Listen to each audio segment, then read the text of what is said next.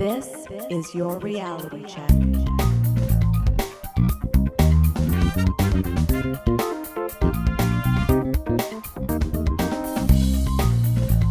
Welcome to The Reality Check, the Canadian show that explores a wide range of controversies and curiosities using science and critical thinking. Today is November 26th, and I am producer Pat. We have three interesting segments for you today. Adam looks into whether or not medieval peasants worked less than we do in modern times. And we turn to our favorite astronomer, Dr. Stuart Robbins, to clarify a listener's question about the slug. But first, Darren clears up some misinformation about the Iran protests. I also wanted to let everyone know that the entire crew is going to record together next week. I know it's been a long time, but we're looking forward to it. And so that should be coming to your ears soon. And with that, we'll start with Darren. I hope everyone out there is staying safe and healthy, and we will talk to you very soon. Hi, everyone. Today I'm going to discuss a particular case of misinformation involving the fate of 15,000 protesters in Iran, and what are some broader lessons we can learn from it. Quick contextual note, this was recorded in mid-November, so the story has likely changed since then. As for the story, let me provide some brief background context first, and sources are a mix of NBC, CBC, Snopes, and Wikipedia, available on trcpodcast.com. Great website. While visiting Tehran, a 22-year-old woman named Masha Amini was detained by Iran's guidance patrol, literally a fashion police, for allegedly wearing an improper hijab, or wearing it improperly. While in custody, she fell into a coma and died on September 16th. Within days, there were subsequent protests across the country, and then the government cut off mobile service in Tehran. Then some protesters died at the hands of police, and following that, protesters were burning police stations and cars. And that's all within the first week. A detailed exploration of the events of the protests is beyond the scope of my segment, but Wikipedia has a nice timeline. To be concise but also understated, there have been dramatic events for the past 2 months as protests continue and the government cracks down in various ways, with over 300 people killed. More recently, around November 14th, 15th, a post claiming that Iran was planning to execute 15,000 protesters went viral. This was amplified by various celebrities, at least one foreign policy analyst, some political commentators, and even the Prime Minister of Canada. This is what the Prime Minister's post said. Canada denounces the Iranian regime's barbaric decision to impose the death penalty on nearly 15,000 protesters. These brave Iranians were fighting for their human rights, and we continue to stand united in support of them and united against the regime's heinous actions. End quote. The problem is that this is misinformation. Now that post has since been deleted, but many other viral posts remain. And although some platforms, like Instagram, have labeled these posts with a false warning message, it doesn't appear everywhere. So how and why did this misinformation happen? Well, there are a huge range of reasons, so we can't be exhaustive, but let's try to explore some of the main ones. First, just before the viral misinformation, 2 protesters were sentenced to death on November 13th and 15th, and then 3 more a couple days after that. This means that Iran was already sentencing some protesters to death. So the idea of sentencing protesters to death isn't unthinkable because it's actually happened. Not at the same scale, though. Second, the number was in the air. Ben Goggin at NBC News has a nice breakdown here. On November 14th, 15th, by the way, I keep doing that because Iran is 8.5 hours ahead of Eastern Standard Time, and that's where some of the news media is. And so when someone posts something, depending on when they filed the article late at night, it comes in the early morning, that sort of thing. Anyway, that's why the dates aren't as specific as usual. The human rights activist news agency tweeted an infographic that said that 344 protesters had been killed and 15,800 protesters had been detained since the protests began. So there's a 15,000-ish number. Third, going back further in time, now to November 3rd, CNN reported that the Special Iran Human Rights Rapporteur told the UN Security Council that the number of protesters could be up to 14,000 people. Again, we're going backwards, so they're saying up to 14,000 back then. Around the same time, Iran's state-run news agency said that most of Iran's parliament signed an open letter to their judiciary asking that the protesters get harsh punishment. In the NBC News piece, they say that they couldn't themselves verify either of these pieces of information. The letter supposedly said that, quote, "We, the representatives of this nation, ask all state officials, including the judiciary, to treat those who waged war," and this is for context, against the Islamic establishment, "in a way that would serve as a good lesson in the shortest possible time." So there's a number, and there's a requesting for some sort of punishment. That's also going on. Fourth, and perhaps the most overt error, On November 8th, Newsweek was reporting on CNN's coverage of the open letter I just mentioned. Newsweek wrote that, quote, Iran votes to execute protesters. They issued a retraction the same day, because that is not true. But it could have gone out and people could have thought Iran is executing all these protesters.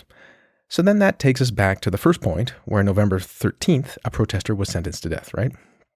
Fifth, although this instance of whether this many thousands of protesters are going to be executed is false, Iran has done something like this before. Over 30 years ago, in 1988, within the period of a few months, thousands of political prisoners were executed. Sixth point, our biased brains. This one isn't factual and suggestive like the others, but rather speculative, as listeners will know that our brains are biased in certain directions. When faced with an obvious injustice of a dead young woman for wearing the wrong clothes, where hundreds more protesters have been killed in clashes with police, where some protesters have been sentenced to death, in a country that has historically executed thousands for protesting, and a media environment where the number 15,000 or something close to it describes the situation, our biased brains can't help but think, well, sure, it sounds plausible that Iran would sentence 15,000 protesters to death. And then a respected foreign policy analyst like Ian Bremmer tweets about it, and then more celebrities mention it, so to show our solidarity and outrage, we kind of do the same thing.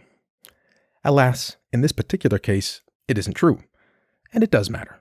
Not just because Iran will use this example of misinformation as a weapon to defend and deny its wrongdoings, it already has, but because actually describing what is happening actually matters. Details and scale matter. Emotionally, we may not react much differently to, for example, 1,000 deaths and 10,000 deaths, but it actually does really matter. What do we do about this? One of the main tips for critical analysis of information is to check the source. In this case, we would have had conflicting information. For most of you listening, I'd recommend a wait-and-see approach and beware of trusting anything you see in the news 100%, including what you hear on podcasts, like this one. Unless you are more directly involved in events where you truly have to act immediately based on what is happening, try to give provocative pieces of information a couple of days to settle in and be verified. Many people are doing the best they can with limitation of time and other resources. News articles often do enough work to provide some information, but usually not all the context that's really needed to understand what's going on, whatever the topic is. And of course, sometimes the information itself changes. This could be because either the actual facts change, or the legitimacy of the supposed facts change. For example, how many people were arrested in these Iranian protests? There is a fact of the matter, but that fact may be hard to find out. Iran may not say, or maybe they do say. And maybe their numbers are out of date, or they have a bad accounting system. Maybe they're lying or misleading. So there's a variety of things going on here that could lead to actually understanding the number being very, very difficult. Further, all the media organizations are competing with each other to break the information first. Errors slip in. As I said, NBC News, I thought they had a great breakdown. But even that piece had 3 corrections related to dates and timing at the end. Of course, let's all appreciate that they write the corrections. Please don't take this as a sign that they shouldn't. Much of what is on the internet doesn't even care if they got it right the first time or ever and don't put in corrections. So please, corrections are important. So what does all this mean? Well, in summary, in the past couple months, Iran has detained thousands of protesters, killed hundreds of them, and sentenced at least 5 to be executed. This is terrible and unjust. But it is not true that 15,000 protesters have been sentenced to execution. Always stay vigilant. And think better to act better.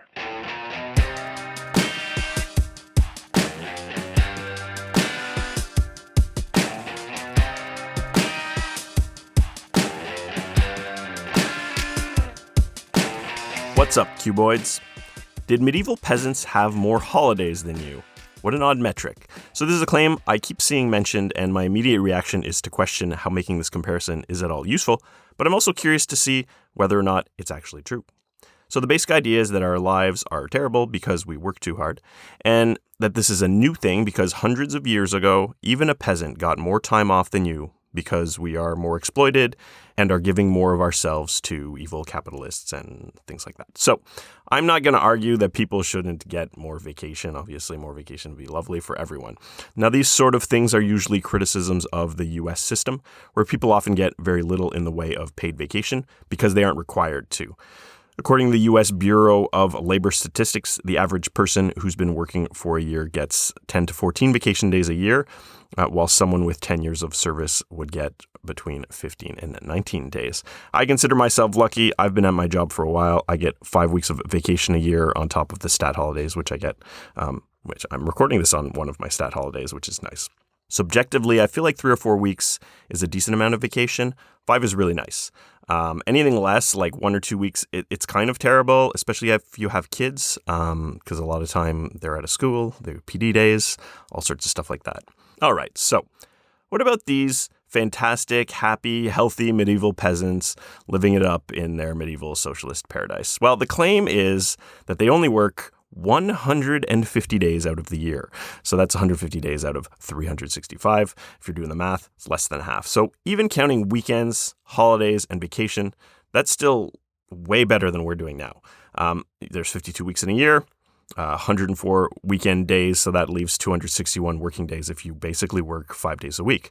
Anything less than about sort of 240 or 250 working days is going to be better than what a lot of modern people are getting. So 150 days to work a year, it's very little, and it makes me ask, is that really accurate? And how would we even calculate this? The specific claim is usually attributed to Juliet Schor, a professor of sociology at Boston College. She mentioned this in her 1991 book, The Overworked American, The Unexpected Decline of Leisure. In it, she claims that in 1987, the average American worked 1,949 hours a year, and in 13th century England, they worked 1,620 hours. So this works out to be 25 weeks off. Of course, that is quite a bit of time off. More recently, in the US, it's about 1,801 hours per year. That's if you're working sort of 37 and a half hours a week. So things seem to be getting a bit better, but obviously they're way worse than they were in medieval England that the medieval peasants had, right? There's even a claim that in the 14th century, people worked only 1,440 hours a year because apparently they had high wages at the time, so they were able to afford to work, no more than 150 hours a year. So, according to this claim, they did seem to have a lot of days off, but why? And how would we be able to know this? How do we calculate things like this? So part of this is church holy days. So the holy days source behind the word holiday. So the narrative behind this, kind of why it was so cool to be a medieval peasant, was that because the church in medieval England was really well tuned into the needs of the people and respected work-life balance enough to give people a lot of time off to keep them healthy and happy. So that's what the people who claim this say, not necessarily what I'm saying. So basically, there were up to 4 or 5 days a month where work stopped. But people had to attend church before getting the day off, and then they would, play games, sing, dance, have a good time, be merry. Sounds nice. And then there were periods where you just had to work less because of the weather. So this included times like around Christmas break, which went right into January, and another 7 days off for Easter. So before we kind of look into why it might have actually been kind of terrible to be a medieval peasant, let's ask ourselves the basic question, is this true? Is this claim accurate? So it was made by Juliet Schor, as I mentioned in her 1991 book. She is generally the one that gets credited for it. In that book, she cited as her source work by Gregory Clark, economic historian and medievalist at the University of California, Davis. Now, at the time, he had made the recent estimate of 150 working days, contrasting it to the some 250 days the modern American worked. But it turns out Gregory Clark himself no longer thinks that this estimate is accurate. He now thinks that in medieval England, they would have worked closer to 300 days a year. Not a big difference, just double, and a full 50 days more than the 250 days that modern Americans work, which we use as a baseline for something really terrible that we currently have to go through. So, okay, that's a big difference. How does he even measure this?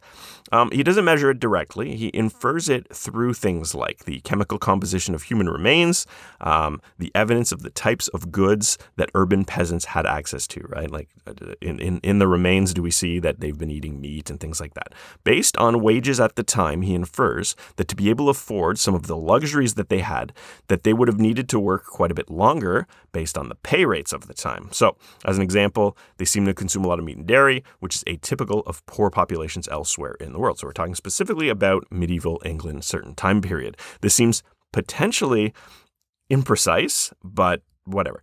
Now, I'm not going to tell you that the 300 number doesn't make sense and that the 150 number does, because it's the same person that came up with both. And his revised estimate is 300. So if you're going to say this 150 number has some merit, well, then you have to trust him to say, actually, it's 300. There are still some academics that believe that the actual number was much lower, and this is generally calculated by comparing day-to-day incomes to annual incomes. So Clark says that the argument for this kind of estimate would be that these people were poor, but partly out of choice because they preferred to work less. And not like if you work an extra 50 days of the year, all of a sudden you'll be super wealthy, but that's kind of the idea. They may have been happier to work less and make less. It's kind of hard to make that judgment without knowing a lot about their lives and their situations, what they could buy, and things like that. Modern Americans can, of course, do this too. Part-time work is an option. If you absolutely want to work only 150 days a year, you can probably find a job where you can get away with doing that. You won't make a ton of money, but you'll make a lot more than a medieval peasant. Another explanation might be that these peasants were paid in something other than money, for a portion of their work, such as being paid with meat, and that would explain why they've been eating meat and dairy. Ultimately, Gregory Clark says that no one really knows how many days people used to work, so maybe that's a better answer. I am certainly comfortable in saying I don't know how many days a medieval peasant used to work, even after doing all this research. There simply isn't a great historical record for a group of people that were almost all illiterate. They weren't writing down details about their lives because they couldn't write, and it becomes more difficult to study their lives than those of royalty, nobility, and religious figures, which are well documented, and people generally just have a better interest in and better interest in keeping that, or they at least did have a better interest in keeping those records. People can generally cherry pick a specific interpretation of peasant history that fits their narrative because individual experiences varied wildly throughout the 1,000 or so years of history and geography.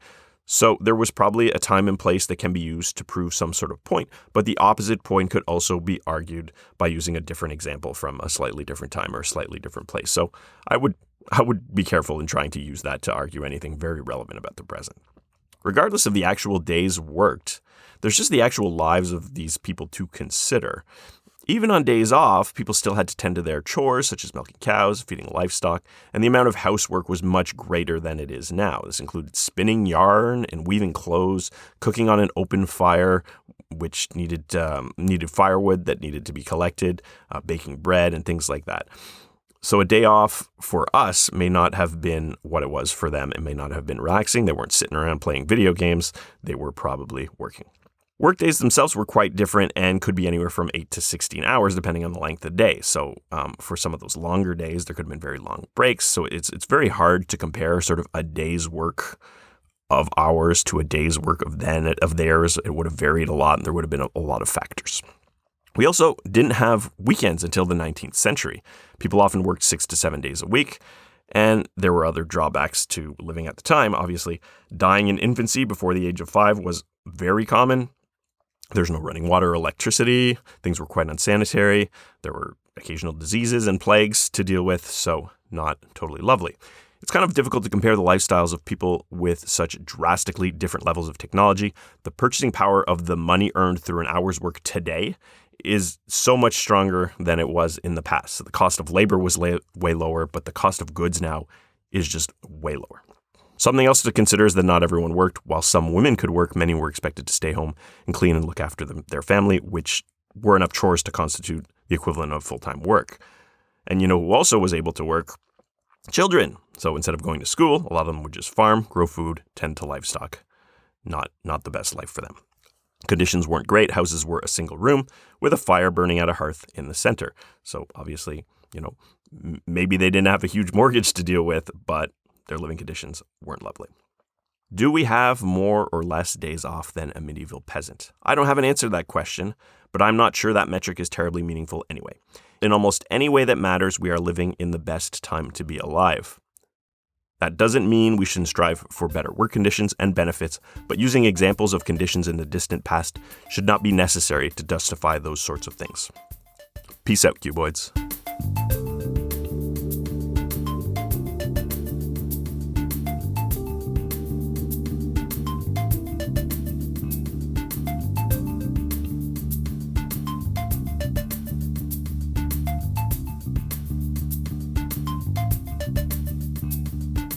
So, Stuart, we want to do a follow-up on weight versus mass. So here's an email from Nicholas. Hello, great podcast. I just wanted to point out that I believe pound is a weight/force. This is what I was taught in school anyways. Your guest said pounds is a unit of mass. The imperial unit for mass is slugs. So grams go with slugs and newtons go with pounds. Best regards, Nicholas. Stuart, what do you have to say about that? Unfortunately, your listener is mostly wrong. Oh. Slug is imperial, yes. Slug is a unit of mass, yes. Although if you do an internet search for what is a slug, you will come up with a pseudopod animal. But it can also be a unit of mass. And the answer is just because slug is a unit of mass doesn't mean there aren't other units of mass. So it doesn't have to be mutually exclusive. I mean, both a kilometer or a meter and a foot are units of length. So granted, they are different systems, but that's a separate issue. So slug is actually a derived unit. Here's the definition of a slug. One slug is 1 pound-foot times second squared divided by feet. In other words, it is the mass that is accelerated by 1 foot per second when a net force of 1 pound force is exerted on it. So this might be where Nicholas was actually getting the idea that pounds could be a force. There is something called a pound force in the imperial system, which is super confusing, and it's pretty much never, ever used. But it is an actual force, but it is not a pound, which is a unit of mass. As I said, it gets confusing, but basically a slug is a unit of mass, and a pound is also a unit of mass. A pound force is a unit of force. 1 slug, for those who are interested, is about equal to 14.6 kilograms, which is equal to about 32.2 pounds. So that is a heavy, heavy slug, and I hope to never encounter one of those. For show notes or to discuss this episode, visit our Facebook page and website at trcpodcast.com. For general inquiries or to send a topic or parody suggestion, email info@trcpodcast.com. Help support the show by leaving a review on iTunes and liking us on Facebook. Follow us on Twitter at @TRC_podcast.